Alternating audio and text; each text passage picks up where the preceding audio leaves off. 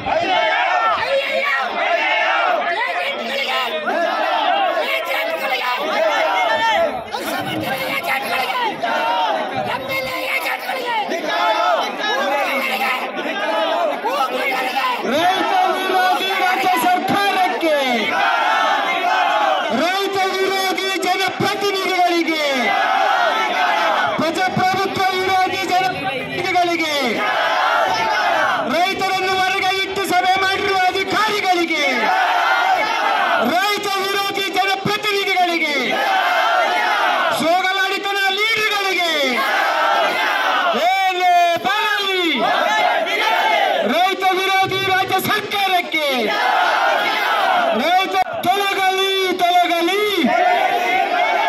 ತೊಲಗಲಿ ತೊಲಗಲಿ ರೈತರನ್ನು ಹೊರಗೆ ಇಟ್ಟು ಸಭೆ ಮಾಡಿರುವ ಅಧಿಕಾರಿಗಳಿಗೆ, ಪ್ರಜಾಪ್ರಭುತ್ವ ವಿರೋಧಿ ಅಧಿಕಾರಿಗಳಿಗೆ ಬರಲಿ ನೋಡ್ರಿ. ಅಧಿಕಾರ ಕೊಟ್ಟಿರೋರಿಗೆ ದಯಮಾಡಿ ಜನಪ್ರತಿನಿಧಿ ಅರ್ಥ ಮಾಡ್ಕೋಬೇಕು. ನಿಮ್ಮ ಸ್ವಾರ್ಥಕ್ಕೆ ಜನ ಹಾಳು ಮಾಡಬೇಡಿ. ಎಷ್ಟು ಎಕರೆ ಅಕ್ವಿಷನ್ ಮಾಡ್ಕೊಂಡಿದ್ದೀರಿ, ಏನಾಗಿದೆ ನಮ್ಮ ಬಗ್ಗೆ? ಅಲ್ಲಿ ಫ್ಯಾಕ್ಟ್ರಿಗಳು ಮಾಡದೆ ಫಲವತ್ತಾದ ಭೂಮಿಗಳು ತಗೊಳ್ತಾ ಇದ್ದೀರಲ್ಲ, ನಿಮ್ಗೆ ಯಾವ ರೀತಿ ಹೇಳ್ಬೇಕು? ನಿಮ್ಗೆ ಇಲ್ಲಿ ಚಳವಳಿ ಮಾಡ್ತಾ ಇದ್ದೀವಿ, ಕರೆದು ಮಾತಾಡಿ ಅಂತ ಹೇಳಿದ್ರೆ ಸೌಜನ್ಯ ಕರೆದಿಲ್ಲ. ಒಳಗಡೆ ಹೋಗಿ ಮಾತಾಡ್ತೀವಿ, ನಮ್ಮ ಕೊಡಲ್ಲ ಅಂತ ಹೇಳ್ತೀವಿ ಅಂತ ಅವಾಗ ಹೇಳಿದ್ರು ನೀವು ಒಳಗಡೆ ಬಿಟ್ಟಿಲ್ಲ. ಏನಿದು ದೌರ್ಜನ್ಯ ಮಾಡ್ತಾ ಇದ್ದೀರಾ? ಯಾರು ನಿಮ್ಗೆ ಅಧಿಕಾರ ಕೊಟ್ಟರು? ಸಭೆ ಕರೆದು ಒಳಗಡೆ ಯಾಕೆ ಬಂದಿಲ್ಲ? ಒಂದ್ ನಿಮಿಷ